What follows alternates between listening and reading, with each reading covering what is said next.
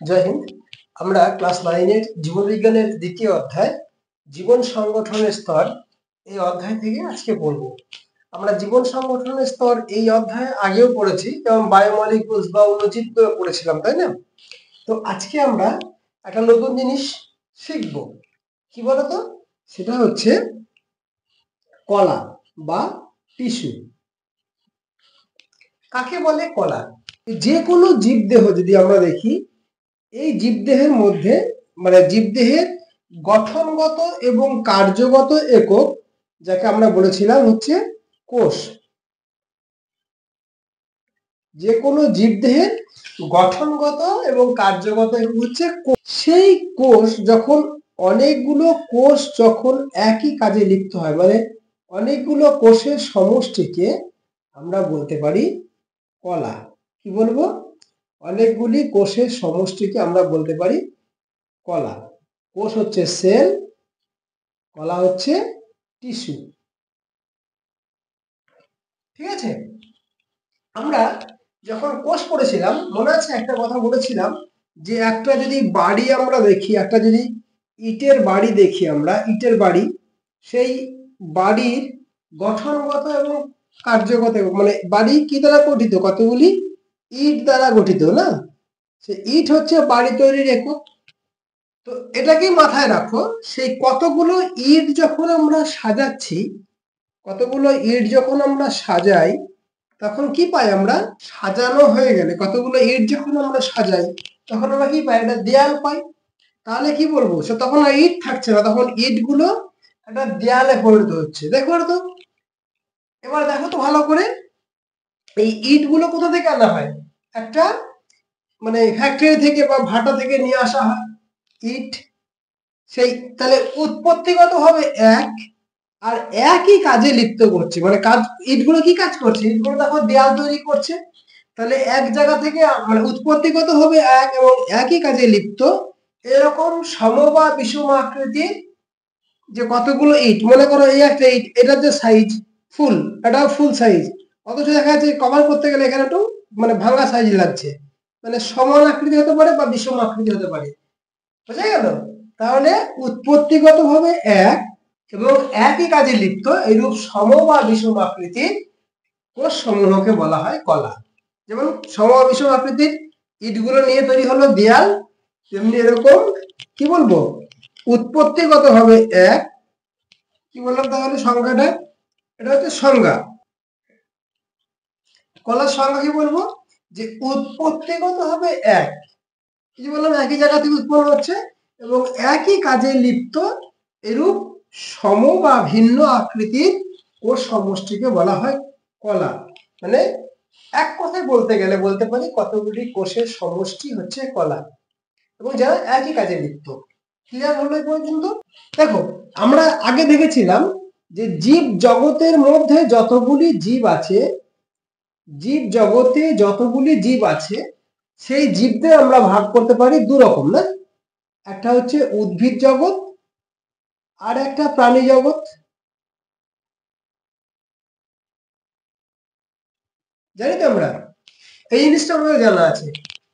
কেন বললাম এই কথাটা? দেখো তো, আমরা কোষ যখন দেখেছিলাম তখন দেখেছিলাম যে উদ্ভিদ দেহ যে কোষ দ্বারা গঠিত তাকে বলা হয় উদ্ভিদ কোষ, আর প্রাণী দেহ যে কোষ দ্বারা গঠিত তাকে বলা হয় প্রাণী কোষ।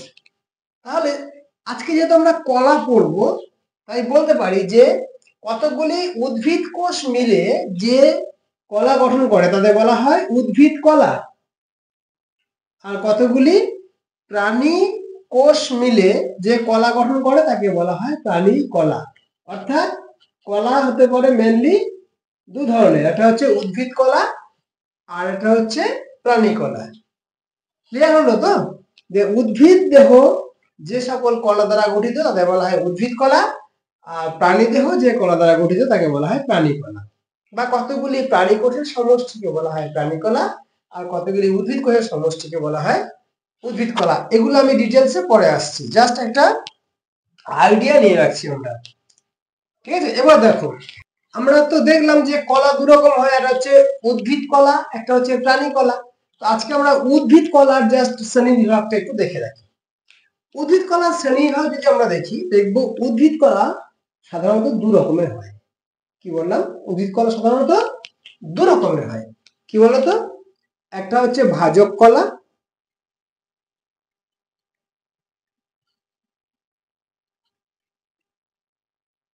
আরটা হচ্ছে স্থায়ী কলা।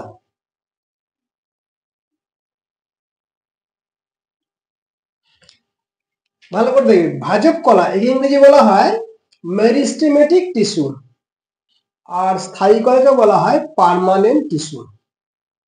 ঠিক আছে? তো ভাজক কলাকে ভাগ করলাম, মানে উদ্ভিদ কলাকে ভাগ করলাম আমরা দু ভাগে, একটা হচ্ছে ভাজক কলা, একটা হচ্ছে স্থায়ী কলা। দেখো, এই ভাজক কলা হতে পারে উৎপত্তি অনুসারে দু রকমের হয়। কিরকম? দেখো, এগুলো আমরা জেনে রাখি একটু। উৎপত্তি অনুসারে হতে পারে দু রকমের, একটা হচ্ছে প্রাথমিক আর একটা হচ্ছে গৌণ। কি বললাম? এটা হচ্ছে প্রাথমিক ভাজক কলা, প্রাথমিক ভাজক কলা আর গৌণ ভাজক কলা।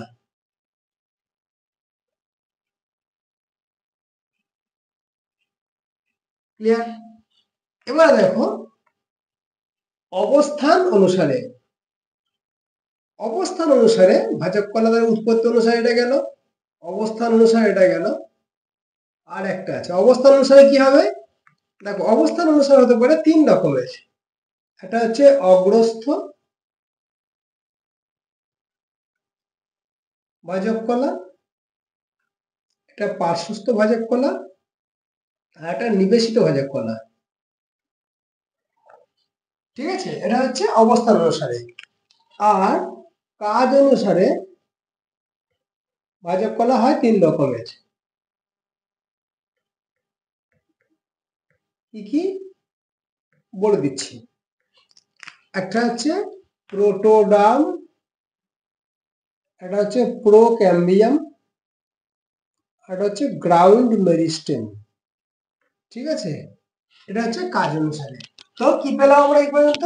যে ভাজক কলাকে আমরা ভাগ করতে পারি উৎপত্তি অনুসারে দুই রকমের, একটা হচ্ছে প্রাথমিক ভাজক কলা, একটা গৌণ ভাজক কলা। অবস্থান অনুসারে হয় অগ্রস্থ ভাজক কলা, পার্শ্বস্থ ভাজক কলা আর নিবেশিত ভাজক কলা। আর কাজ অনুসারে ভাগ করতে পারি আমরা প্রোটোডার্ম, প্রোক্যাম্বিয়াম আর হচ্ছে গ্রাউন্ড মেরিস্টেম। এই হচ্ছে আমার ভাজক কলার বিভাগগুলো। এবার দেখো স্থায়ী কলা। স্থায়ী কলাকে আমরা ভাগ করতে পারি সাধারণত দু ভাগে। কি কি? একটা হচ্ছে সরল স্থায়ী কলা, আর একটা হচ্ছে জটিল স্থায়ী কলা।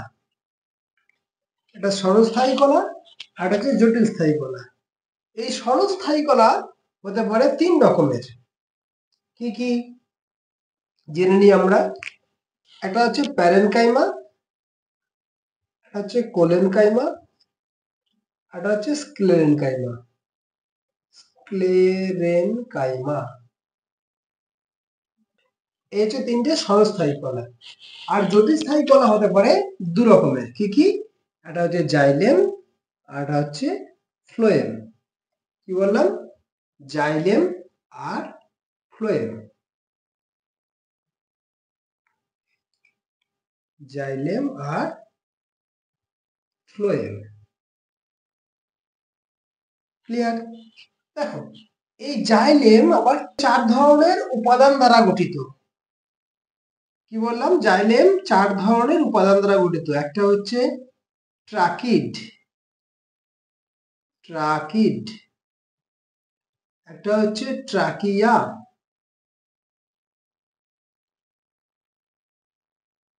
একটা হচ্ছে xylem parenchyma, tracheid, trachea, xylem parenchyma. 3 নম্বর। আর 4 নম্বর হচ্ছে জাইলেম তন্তু। এটা হচ্ছে জাইলেমের উপাদান। তেমনি ফ্লোয়েমও কিন্তু 4 রকম উপাদান দ্বারা গঠিত। কি কি? দেখো, একটা হচ্ছে সিভনল, একটা হচ্ছে সঙ্গী কোষ, একটা হচ্ছে ফ্লোয়েম প্যারেনকাইমা, একটা হচ্ছে ফ্লোয়েম তন্তু। ঠিক আছে? এই হচ্ছে আমার উদ্ভিদ কলার শ্রেণীবিভাগ। আমরা কেন এটা বলছি, এটা আমাদের একটু জানতে হবে, কারণ হচ্ছে পরবর্তী যে ক্লাসগুলো হবে না, এটি যদি আমাদের মাথায় থাকে তাহলে পরবর্তী ক্লাসগুলো করা খুব সহজ হবে।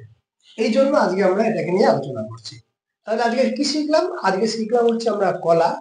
কাকে বলে কলা? না কতগুলি কোষের সমষ্টি, উৎপত্তিগতভাবে এবং কার্যগতভাবে এক। কি বলবো?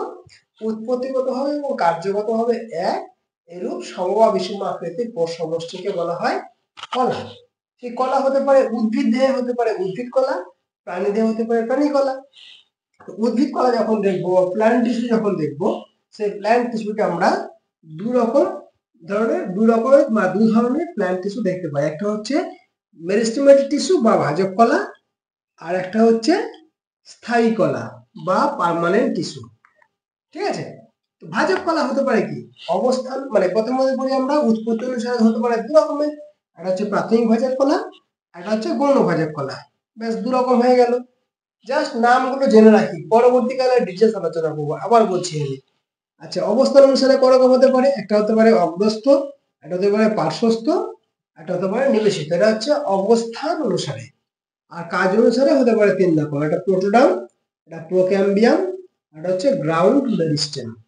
গ্রাউন্ড মেরিস্টেম বাংলা করলে কি হয়? গ্রাউন্ড মানে হচ্ছে ভূমি, মেরিস্টেম মানে হচ্ছে ভাজক কলা, তাহলে ভূমি ভাজক কলাও বলতে পারি। এটা হচ্ছে ভাজক কলার বিভাগ। আর স্থায়ী কলা কি? পরে আসবো সবাই। স্থায়ী কলা বিভাগ কিরকম? স্থায়ী কলা হচ্ছে দু রকমের হয়। একটা হচ্ছে সরলস্থায়ী কলা, আর একটা হচ্ছে জটিলস্থায়ী কলা। সরলস্থায়ী কলা কত রকমের হয়? সরলস্থায়ী কলা হতে পারে তিন রকমের। কি কি? একটা হতে পারে প্যারেনকাইমা, একটা হতে পারে কোলেনকাইমা, একটা হতে পারে স্ক্লেরেনকাইমা। তিন রকম হতে পারে সরলস্থায়ী কলা। আর জটিলস্থায়ী কলা হতে পারে দু রকমের। একটা হচ্ছে জাইলেম, আর একটা হতে পারে ফ্লোয়েম। এটা হচ্ছে জটিলস্থায়ী কলা। জাইলেম আবার চারটি উপাদান দ্বারা গঠিত, যেমন ট্র্যাকিড, ট্র্যাকিয়া, জাইলেম প্যারেনকাইমা, ট্র্যাকিড পেলাম, ট্র্যাকিয়া পেলাম, জাইলেম প্যারেনকাইমা পেলাম, জাইলেম তন্তু পেলাম। এই চার রকম উপাদান দ্বারা গঠিত জাইলেম। আর ফ্লোয়েম কি কি দ্বারা গঠিত? ফ্লোয়েম গঠিত হচ্ছে সিগনল, সঙ্গী কোষ, ফ্লোয়েম প্যারেনকাইমা, ফ্লোয়েম তন্তু। এই চার রকম উপাদান দ্বারা গঠিত।